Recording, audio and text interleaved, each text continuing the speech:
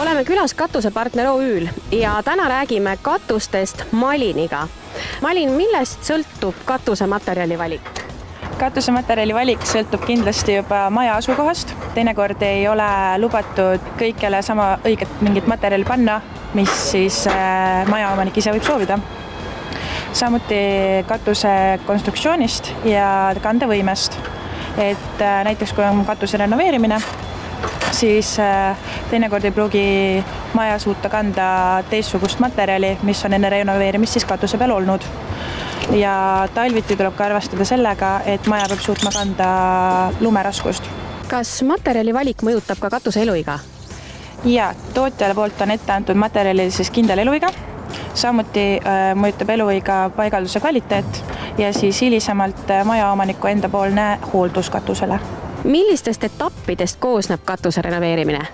Kindlasti algselt tuleb võtta ühendust asjatundjatega, kes siis vaatavad üle, mis seisukorras on katus ja siis saab teha järeldused, et kas on vaja vahetada kogu katuse kandev konstruktsioon, ehk siis ka sarikad, või siis on kandev konstruktsioon piisavalt tugev ja tuleb välja vahetada vaid katuse kate koos siis aluskatusega.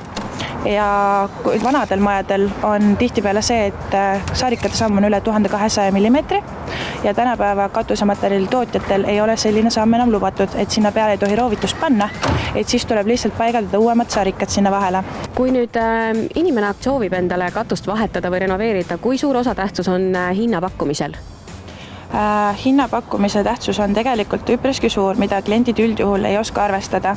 Et parima hinnapakkumise saab firma teha just siis, kui ta on ise tulnud kohale, vaadanud objekti üle ja endale siis vajalikud teadmised selle objekti jaoks saanud. Kindlasti, kui ka hinnapakkumist teha, siis hinnapakkumisel peab välja tooma kõik materjali, mis seal kasutatakse ja samuti paigaldustööd.